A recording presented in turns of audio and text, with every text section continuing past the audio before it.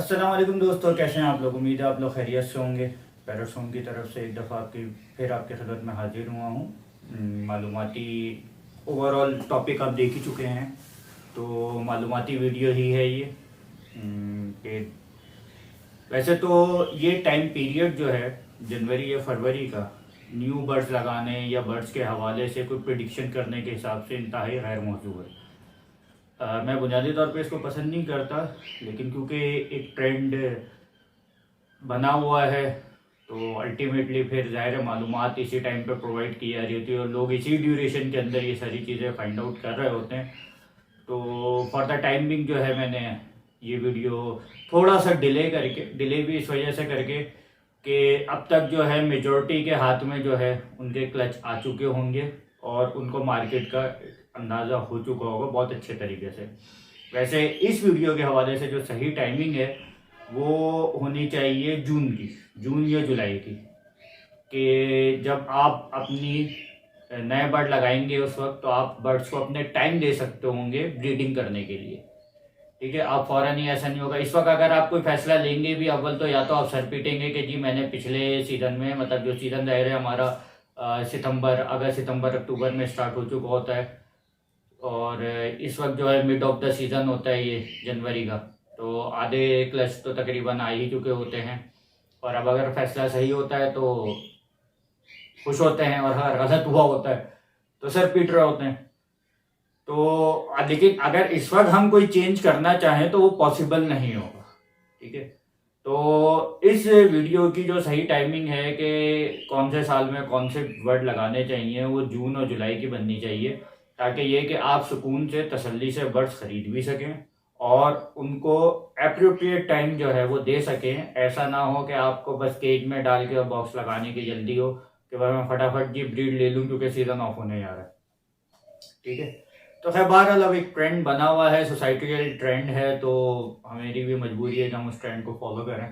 तो इसीलिए जी आपकी खिदमत में ये वीडियो लेके आए हैं कि 2023 के अंदर कौन से बर्ड्स लगाने चाहिए जिनसे जो है आप अच्छा फाइनेंशियल इंसेंटिव अर्न कर सकें। ठीक है, तो इसकी शुरुआत होती है सबसे पहले फिंचिस की। अच्छा, जैसे ही फिंचिस की बात होती है तो सबके जहन में कोई कॉमन स्मॉल साइज की कॉमन फिंचेस, जेब्रा फिंचेस आती हैं।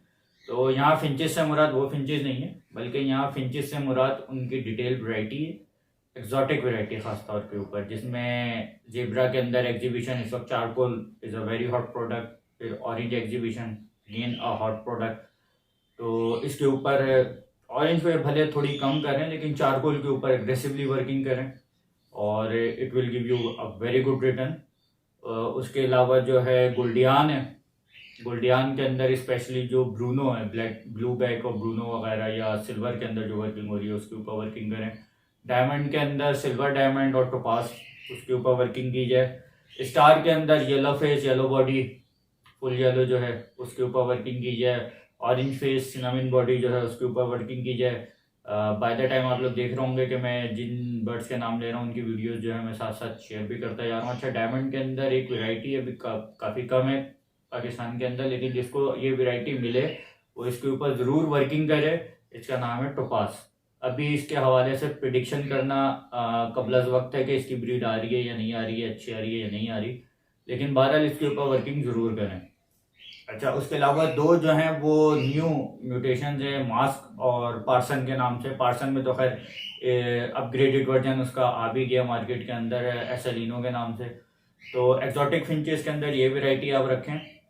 अच्छा, इसके साथ साथ मैं एक चीज़, जो एक चैलेंज 2023 के अंदर बर्ड्स ब्रीडर को, तमाम बर्ड ब्रीडर्स को फेस करना पड़ेगा, उसके हवाले से भी मैं वीडियो के आखिर में इंशाल्लाह लाजमी जिक्र कर दूंगा उसका मैं, क्योंकि ज़ाहिर है वो चैलेंज है और पूरे पाकिस्तान के लिए चैलेंज है। लेकिन बहरहाल फ़िलहाल जो है हम जो पुरामीद साइड है इस बिज़नेस की उसके हवाले से वर्किंग कर लेते हैं, बात कर लेते हैं, डिस्कशन कर लेते हैं। ठीक है ना। तो फिंचेस के अंदर आपको डिटेल लिस्ट मिल गई। गोल्डियान है अच्छी खासी, मतलब 7 से 8 म्यूटेशन हैं, इसमें ज़ेब्रा की भी कुछ म्यूटेशन जो हैं वो इस पे शामिल हैं और 7 से 8 स्पीशीज़ हैं। इसके अंदर आप जो है स्ट्रेटेजिकली काम करें। ठीक है, थोड़ी सी सस्ती वैरायटी और थोड़ी सी महंगी वैरायटी, क्योंकि अल्टीमेटली एक्जॉटिक फिंचेस के साथ एक इशू है कि वो जाल के ऊपर बहुत कम सेल होती हैं, लेकिन ये कि बहरहाल सेल होती हैं और उसके अलावा जो बेंगलीज और यूरो बेंगलीज हैं वो तो जाहिर सी बात है कि इट्स उसके मतलब इट गोज विदाउट सेइंग कि वो तो लगानी ही है, क्योंकि सबसे ज़्यादा वर्किंग इसकी उस वक्त इंटरनेशनली फिंचेस के अंदर वो बेंगलीज और यूरो बेंगलीज के ऊपर हो रही है।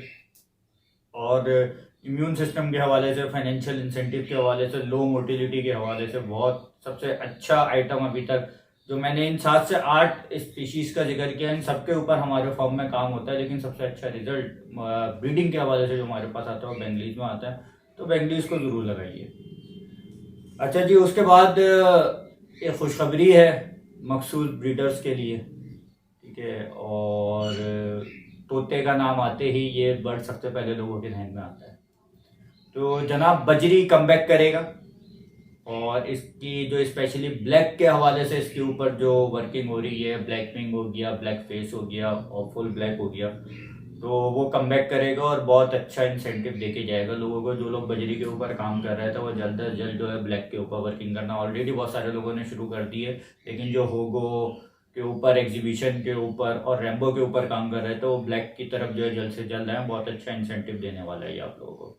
अच्छा जनाब, अब थोड़ी सी बुरी खबर, लव बर्ड और जावा वाले चैलेंज फेस करेंगे। लव बर्ड तो खैर इतना ज़्यादा नहीं, क्योंकि फिशर लुटिनो, एल्बिनो और पार ब्लू स्टेबल, बहुत स्टेबल मार्केट है, तो ये तो खैर फिर भी अच्छा इंसेंटिव दे देगा। लेकिन जावा वाले जो हैं वो बहुत ज़्यादा चैलेंज फेस करेंगे, क्योंकि ब्रीड बहुत आ चुकी है मार्केट में ऑलरेडी, तकरीबन 50 to 60% रेट रिड्यूस हो चुके हैं।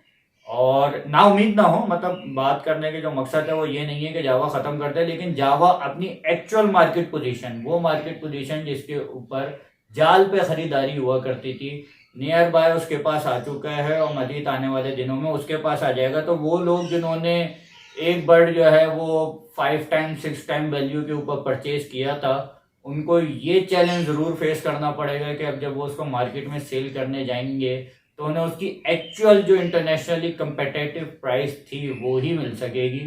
जो एक मैसिव किस्म का डिफरेंस इंटरनेशनल कंपेटेटिव प्राइस और लोकल मार्केट के अंदर आ गया था, वो ग्रेजुअली मजीद कम होगा और ये उस प्राइस के ऊपर के जो इसकी एक्चुअल प्राइस थी उसके ऊपर ट्रेड होना शुरू हो जाएगा।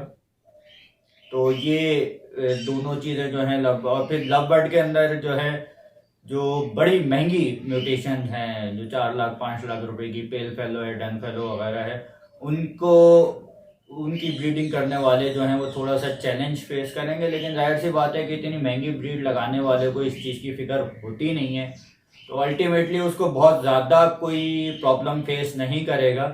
लेकिन फिर भी बहरहाल थोड़ा सा उसको एक ड्रॉप फेस करना पड़ेगा मार्केट में, कि प्राइस में ना हो लेकिन मार्केट डिमांड जो है वो ज़रूर उसकी रिड्यूस होगी, ठीक है। उसके बाद जी एक और बर्ड जो कि कमबैक कर चुका है ऑलमोस्ट काफ़ी हद तक मार्केट के अंदर, और अब मजीद कम करेगा, मजीद जो है वो कमबैक करेगा, मतलब मजीद इन होगा मार्केट के अंदर। कमबैक तो ऑलरेडी कर चुका है लेकिन अब मजीद इन होगा, और उसके प्राइसेस जो हैं बहुत ब्राइट चांसेस हैं कि अब रेज होना शुरू हो जाएंगे, ठीक है। जी हाँ, वो बातें करने वाला सबसे छोटा तोता, मैं कॉकटेल की बात कर रहा हूँ, ठीक है। तो कॉकटेल एक अच्छा रिटर्न लोगों को देना अब शुरू करेगा। कॉकटेल की डिमांड मार्केट में रेज होगी 2 रीज़न की वजह से, कि लोगों को अब इसकी ये समझ आ गई है कि इसको हैंड टेम, हैंड रेस करके टॉकेटिव बर्ड बनाया जा सकता है। दूसरी बात ये कि एक्सपोर्ट का इसका अपना एक अच्छा पोटेंशियल मौजूद है। तो जो लोग अब दूसरी जगहों से मार खा चुके हैं, समझदार हैं आप लोग, काफ़ी इस बात को समझ गए होंगे कि कहाँ कहाँ से मार खा चुके हैं, वो अब इस तरफ आएंगे और इसकी डिमांड जो है वो रेज होना शुरू होगी। तो जो एग्जिस्टिंग ब्रीडर्स हैं इसके, या कॉकटेल के एग्जिस्टिंग फार्मर्स हैं, वो एक अच्छा रिटर्न, हैंडसम रिटर्न जो है वो रिसीव करेंगे। और जो ज़ाहिर न्यू कमर है वो भी बाय द टाइम जो है एक अच्छा इंसेंटिव ही रिसीव करेगा। तो इसके अंदर जो है मैं आपको वैरायटी बता दूं कि जो न्यू कमर्स है वो ज़्यादातर ग्रे, क्रीम और पल के ऊपर काम करें, और जो थोड़े से एक्सपीरियंस है वो अपने आप को अपग्रेड करें और इनो, फेलो और एमरल्ड की तरफ जो है जाना शुरू करें। फेलो के ऊपर ऑलरेडी काफ़ी वर्किंग हो रही है, इसमें फेलो, वीपाइड और डिफरेंट इसी किस्म के और जो बर्ड्स हैं उनके ऊपर काम हो रहा है। तो ये आपको एक अच्छा रिटर्न देगा। अच्छा जी, it goes without saying again, big parrots, ठीक है। उसके अंदर जो न्यू कमर्स हैं या नॉन एक्सपीरियंस है, मैं न्यू कमर्स बार बार वर्ड, मेरे इस वर्ड को आप लोग रिप्लेस कर लेगा नॉन एक्सपीरियंस है, ठीक है। तो जो नॉन एक्सपीरियंस लोग हैं वो रिंगनेक और कन्योर फैमिली के ऊपर फोकस करें, ये आपको अच्छा रिटर्न देके जाएगा क्योंकि इजी ब्रीडर है कंपैरेटिवली अदर बिग बर्ड्स। तो आपको एक एक्सपीरियंस भी गेन होगा आगे की तरफ कौन सी म्यूटेशंस लगानी है उसकी तरफ जाने के लिए, और आगे जो बड़े मजीद बर्ड्स हैं, ग्रे हो गया, कॉकाटो हो गया, मकाओ हो गया, उनकी कैसे ब्रीड लेनी है, तो ये आपको एक एक्सपीरियंस देंगे, इनकी ट्रेनिंग होगी। वैरायटी के ऊपर डिस्कस करने की बहुत ज़्यादा ज़रूरत नहीं है। ग्रीन रिंगनेक के अंदर और येलो ब्लू जो है उसकी अपनी एक स्टेबल मार्केट है ऑलमोस्ट तमाम बर्ड्स की। ग्रीन थोड़ा सा चैलेंज देता है लोगों को, लेकिन अल्टीमेटली सस्ता टॉकेटिव बर्ड होने के, अच्छा टॉकेटिव सस्ता और अच्छा टॉकेटिव बर्ड होने की वजह से उसकी अपनी एक मार्केट वर्थ है, तो वो जो है आपको इतना ज़्यादा चैलेंज फेस नहीं करना पड़ेगा। अगेन वही होगा, सीजन के स्टार्ट में जो है वो हायर प्राइसेस और end of the season lower prices. और अभी right now we are talking it almost हम फरवरी के सेकेंड वीक के अंदर बैठे हुए हैं, तो आपके पास एक अच्छा खासा टाइम है। वाइल्ड कॉट भी अभी आना शुरू हो जाएगा मार्च से, मोस्टली जो है मिड ऑफ मार्च से जो है वाइल्ड कॉट आना शुरू हो जाता है, तो आप अभी से लेके जो है तैयारी शुरू करेंगे तो अगस्त सितंबर अक्टूबर तक आप इस कंडीशन में होंगे कि आप बॉक्सेस प्लेस करके जो है बर्ड्स को लेके जा सकें। और इसीलिए मैं इस टाइम को जो है इस टाइम तक मैं लेके आया चीज़ों को कि अब आगे अगर ये वीडियो जाएगी तो कम से कम कुछ आपको प्रोडक्टिव रिजल्ट देगी। तो दोस्तों ये कुछ बुनियादी बातें थी, और इन द एंड जो मैंने आपसे बात की थी कि एक चैलेंज फेस करेंगे, जी हाँ वो जी चैलेंज होगा सीड मिक्स के प्राइसेस के हवाले से। हम खुद काफ़ी परेशान हैं। पिछले साल जो दाना हम का पैकेट हम 600 रुपये में बेचा करते थे, वो 1200 रुपये में भी जो है उसमें कुछ बचत नहीं हो रही। तो ये प्रॉब्लम जो है तमाम फार्मर्स को ही फेस करनी पड़ेगी, इसके अंदर कोई छोटा या कोई बड़ा नहीं है। लेकिन एक चीज़ का ख्याल रखें कि हमेशा सीबीए कहलाता है फाइनेंशियल टर्म में, जो फाइनेंशियल स्टडीज से ताल्लुक़ रखते हैं लोग इस टर्म को बहुत अच्छे से समझेंगे, कॉस्ट एंड बेनिफिट एनालिसिस। ये आप हमेशा अपने बर्ड का किया करें कि एक बर्ड के ऊपर देखें, इन्वेस्टमेंट तो इन्वेस्टमेंट है, वो तो कैपिटल एक्सपेंडिचर है। जब आपने एक बर्ड ले लिया तो वो कम से कम साल से 2 साल आपको रिटर्न देगा, बाकी ज़िंदगी मौत अल्लाह के हाथ में। और जिस तरह हर बिजनेस का एक इनहेरेंट रिस्क होता है, इस बिजनेस का भी इनहेरेंट रिस्क है कि इसके अंदर लाइव स्टॉक है, कभी भी डेड हो सकता है। तो ये तो चीज़ अलग है अपनी जगह, ठीक है। लेकिन apart from capital expenditure, operating expenditures को आप देखिए, कंसीडर करिए कि वो क्या खाता है और क्या रिटर्न दे देता है, उसको कितनी लाइट की ज़रूरत है, उसको कितनी मैन पावर मतलब लेबर कॉस्ट की ज़रूरत है, और कितनी इंफ्रास्ट्रक्चर कॉस्ट मतलब जो उसका इंफ्रास्ट्रक्चर होता है, मास्टर केज है, पॉट है, बॉक्स है, इन सब के ऊपर टोटल अखराजात आते कितने हैं, ठीक है। कैपिटल एक्सपेंडिचर अपनी जगह, लेकिन ऑपरेटिंग एक्सपेंडिचर को मजीद लाजमी जो है वो नोट डाउन किया करें कि आप जगह का रेंट कितना दे रहे हैं। अगर आपकी अपनी जगह है तो आप ये उसकी अपॉर्चुनिटी कॉस्ट को ज़रूर कंसीडर करें कि वेदर वो इट कैन बी रेंटेड, मतलब जैसे अक्सर लोगों ने जो है अपने पेंट हाउसेस के अंदर ये काम किया हुआ है, तो उनका सेकंड या थर्ड फ्लोर है और उसके ऊपर थोड़ी बहुत कंस्ट्रक्शन हुई भी है, उस कंस्ट्रक्शन को वो रेंट आउट कर सकते हैं, लेकिन वो रेंट आउट नहीं कर रहे हैं, बल्कि उसकी जगह वो उसमें बर्ड्स कीपिंग कर रहे हैं। तो यहाँ तो खैर अपॉर्चुनिटी कॉस्ट आ जाएगी, लेकिन बहुत सारे लोग ऐसे हैं कि उनका कोई मैसिव इंफ्रास्ट्रक्चर नहीं है, उन्होंने जस्ट लकड़ी के, और जो कि मैं भी खैर पसंद करता हूँ, लकड़ी के मास्टर केजेस, लोग लोहे के मास्टर केजेस बनवाते हैं जस्ट बिकॉज के जी उनकी लाइफ बहुत लंबी है और एंड ऑफ द डे जब वो उसको बेचेंगे तो उसका कुछ रिटर्न मिलेगा। तो यहाँ मेरा बहुत बड़ा ऑब्जेक्शन है कि वाई आर यू सेइंग कि जब हम ख़त्म करेंगे, business is a going concern, ठीक है। अगर आपकी सोच ही है कि जब कभी हम ख़त्म करेंगे, तो फिर मैं नहीं समझता कि वो बिजनेस कभी भी फ्लरिश हो सकता है कि जो बिजनेस इस सोच के साथ शुरू किया जाए। बीइंग ए बिजनेस कंसल्टेंट मैं आपको एक पॉइंट दे रहा हूँ कि जो भी बिजनेस इस सोच के साथ शुरू किया जाए कि जब कभी हम ख़त्म करेंगे तो हमें इजी एग्जिट मिलेगा या कोई रिटर्न मिल जाएगा या कुछ वैल्यू हमारी ड्राइव हो जाएगी, तो वो बिजनेस कभी ना कभी आगे फिर ख़त्म होता ही है, ठीक है। हमेशा जब कभी प्लान बी के ऊपर वर्किंग होती है तो फिर plan C, plan D, plan D, plan E, plan Z बनते देर नहीं लगती, ठीक है। तो एक ही प्लान लेके घुसे मार्केट के अंदर कश्तियाँ जला के कि जी हमें सिर्फ यही शौक है और अगर हमें बिजनेस करना है तो इसी काम का करना है, इससे बड़ी नेमत एक इंसान के लिए कोई नहीं हो सकती कि जो उसका पैशन हो वही उसका प्रोफेशन बन जाए। हमेशा वही लोग आपने जिंदगी में कामयाब देखे होंगे। आप चाहे बिल गेट्स की एग्जाम्पल ले लें, आप चाहे एलन मस्क की एग्जाम्पल ले लें, आप चाहे सचिन तेंदुलकर की एग्जाम्पल ले लें, आप चाहे जावेद मियांदाद की एग्जाम्पल ले लें, आप चाहे जानशेर खान की एग्जाम्पल ले लें। ये सारे वो लोग हैं जिन्होंने अपनी फील्ड के अंदर, ये कौन लोग हैं विकिपीडिया पे गूगल पे बहुत आसानी से सर्च कर सकते हैं। न्यू जनरेशन को शायद कुछ नाम इसमें से नहीं पता हो तो वो सर्च आउट कर सकते हैं। बाकी तो बहुत बड़े नाम है। इन लोगों को आपने देख लिया होगा कि इन लोगों ने अपने पैशन को उस पीक के ऊपर लेके गए। पैशन था तो प्रोफेशन उनका इस पीक के ऊपर चला गया कि वो दुनिया के बड़े तरीन नाम बने। हालांकि उन्होंने बहुत लिमिटेड रिसोर्सेज से जो है अपने मामला स्टार्ट किए थे। तो जस्ट बिकॉज के उन्होंने, उनका हमेशा प्लान ए ही रहा। उनका प्लान ए के अलावा कोई प्लान ही नहीं था उनके पास। जब कोई प्लान नहीं था तो वो स्टिक रहे अपने पैशन की तरफ, फोकस रहे, और फिर उस प्रोफेशन को की उन्होंने ऊंचाइयों को अचीव किया। ठीक है, तो हमेशा ये सोच के आया करें कि जी अब कोई और प्लान नहीं है, यही प्लान है। हाँ, इसके अंदर हम इनोवेशन या एक्सप्लोरेशन करके चीज़ों को मजीद बेहतर से बेहतर कैसे कर सकते हैं।